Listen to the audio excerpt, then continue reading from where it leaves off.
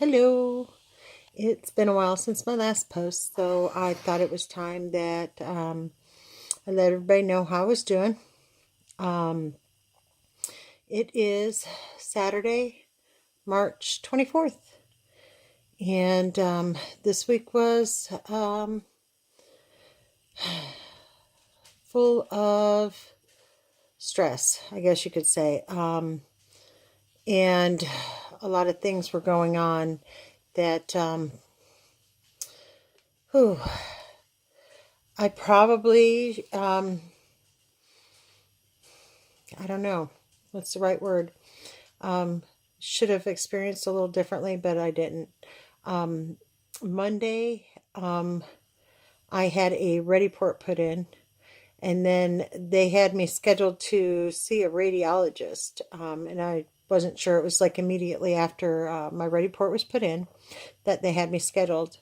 Like at 1:30, and my ready port, I wasn't even like cognitive, or not cognitive, but out of my fog, after my ready port procedure to go see anybody. Actually, there's a little bit of bruising. You can see the deep bruising around here, and you can see the lump here from where the port actually is under here. You can see it when I push my finger on it. And then the cord that goes up into your carotid artery. It's really, you can kind of see it right there. That's what they're going to use for giving me chemotherapy. And then if I need anything else, it's just an easy access. It's a little tender, and I found out yesterday that my seatbelt hits it. So, yeah, there's some glue on this one. But you can kind of see the bruising coming in around it too. But they didn't get my tattoo. So that was kind of an interesting procedure, and it kind of threw me through a loop. And the sedation, it wasn't like a knock you out, but the sedation they gave me kind of left me feeling like in a fog all week long. It was really, I didn't like it, needless to say. But I came out of it. Ricky picked me up, and we went home, and I recovered from it. I didn't need any painkillers or anything. I haven't even taken so much as a Tylenol. So that part of it wasn't an issue at all. Then Tuesday, I had an appointment in the morning with a plastic surgeon. He is the one that's going to help with the reconstruction after I have my double mastectomy. And we were, he was just explaining to me that there will be full removal of all the tissue, breast tissue, and that they will put expanders under the muscle, and then slowly but surely expand the muscle. That way, if I ever have an issue with cancer again in that area, because there may be some tissue left, that they would be able to treat it without touching the silicone replacements, or what they call FUBs.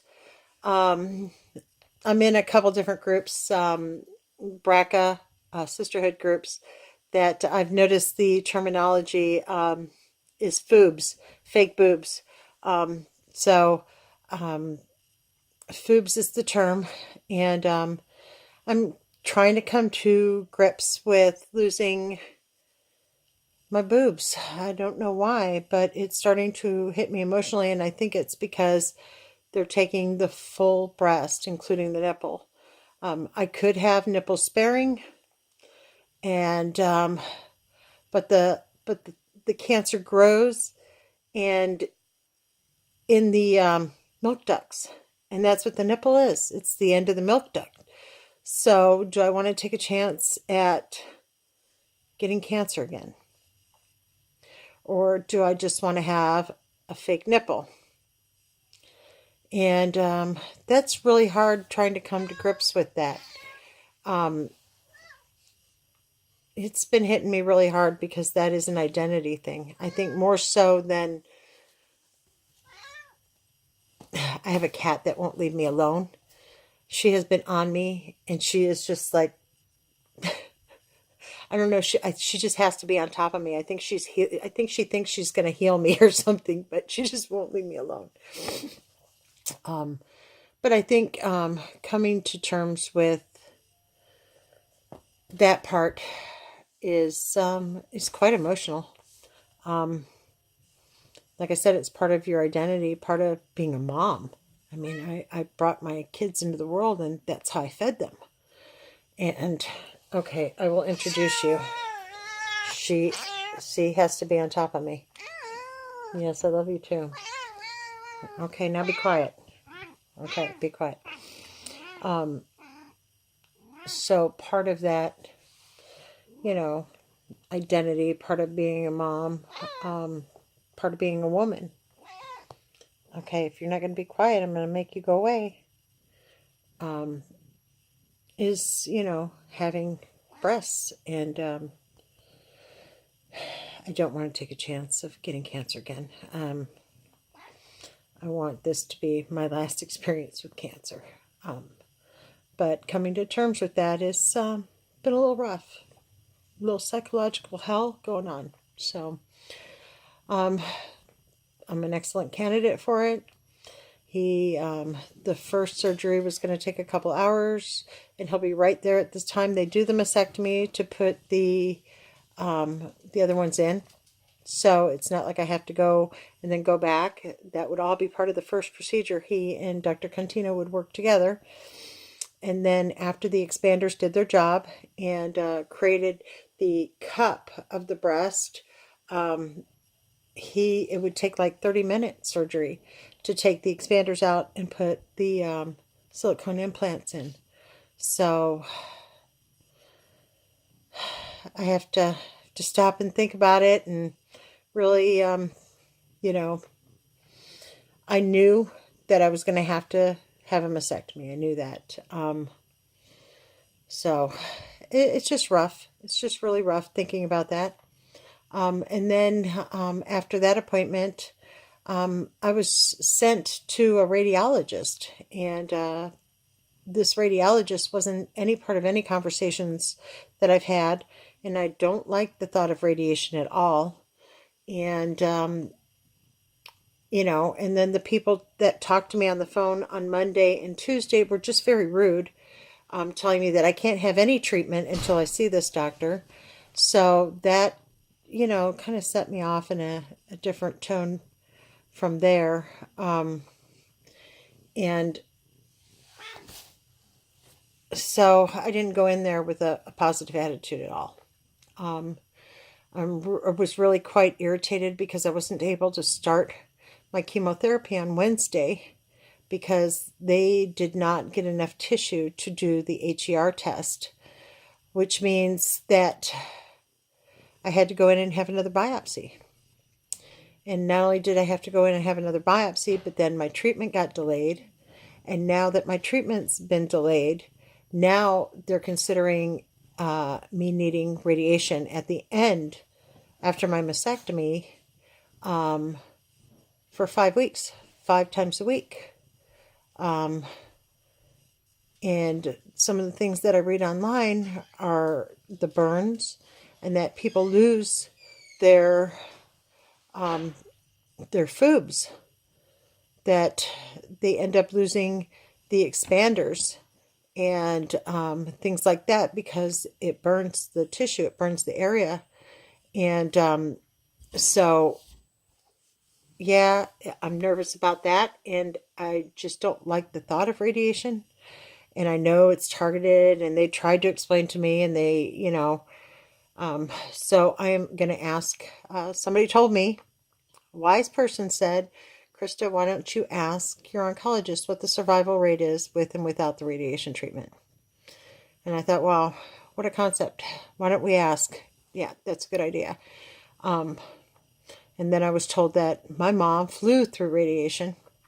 She didn't necessarily fly through the chemotherapy. She walked through she ran, but flew through radiation. Um, I'm, I don't know. There's just something about radiation. Something's telling me not to do it. And I don't know what it is that's telling me not to do it, but I like to listen to me sometimes, because sometimes my intuition leads me in the right direction. And then after that appointment, which didn't go over too well, I got to go in on Wednesday and have another biopsy. And of course, this biopsy was with the doctor that did my biopsy the first time. So, needless to say, I got to be vocal. I was quite upset that I had to be there again. And I let him know that, you guys do this for a living. You are professionals in your field. You do breast biopsies every day. You know how much tissue is needed to do these tests. And you know that you need to provide that much tissue.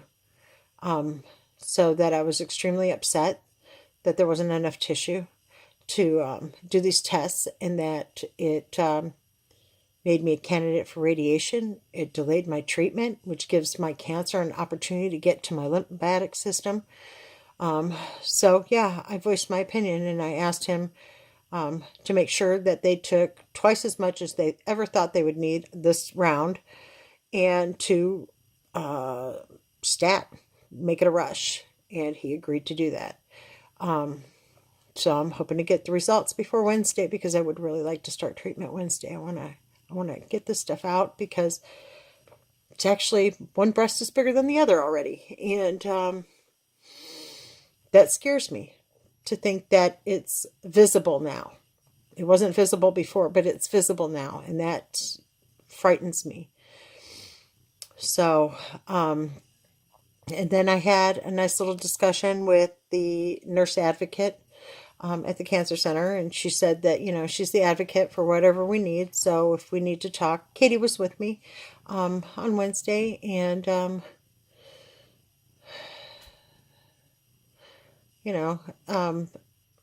and she tried to explain to me that, oh, this happens quite often where they don't get enough tissue. And then, not until I got home did I think, well, if it happens quite often, then why aren't you taking more tissue to begin with? Why would you be putting people who are in a stressful situation through another biopsy? So, I'm going to voice that to her too. And I think maybe they need to review the process. Maybe they need to review the statistics on how many people have to come back for a second biopsy, because that was a $7,800 charge I got for the first biopsy. That the insurance, they covered a percentage of it, but I have a high deductible insurance, and I think these doctors and these people who are doing the scheduling just assume that, if I have insurance, it's this kind of insurance. It's not. And just because the insurance pays for it doesn't mean that you should not take more than what you need the first time around to make sure you don't have to do this again. Because it's not just money. It's not just another procedure. There's a person behind that procedure. And I'm a vocal one. So I'm gonna say something, because I don't appreciate my life being messed with because of a policy or procedure. I really think that, if you care enough about the patient, that you'll take care of them the first time they're there. They shouldn't have to come back again. So I worked from home on Thursday, and I worked from home on Friday, and I actually worked full days. And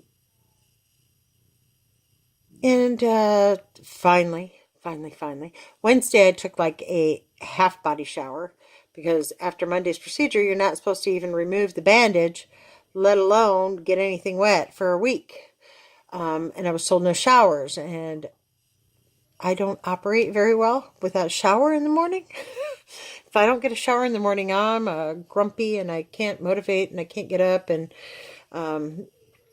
but yep, I had one today, and I actually had two today. One was a full shower, excuse me, where I sat in there for about an hour. It was wonderful.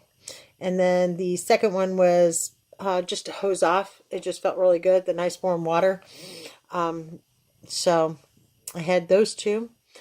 Today was my dad's birthday, so happy birthday, Dad. And then tomorrow is my baby girl's birthday. And happy birthday, Katie. And, oh, and on Friday, I got to do something really cool. I got to feel my grandson kick for the first time. It was exciting. I loved it. So I'm looking forward to that too. Yeah, hanging in there, trying to stay positive. Got a lot of scary shit going on. Got a lot of emotions going on. And the universe is throwing sun flares out of here too. So I guess there's a lot more stress around us. But all in all, doing okay. Sorry I didn't do a video sooner than this, but I wasn't going to get in front of the camera without a shower. Sorry, guys. Just wasn't going to do it. Maybe if I was in a hospital bed and I was under the influence of some really good drugs, I might have. But nope, I was at home and I was grungy and it wasn't pretty. So until next time, you guys, take care. I'm doing okay. Hopefully, we'll hear news on Monday. If we do, I will video and I will let you know. Take care.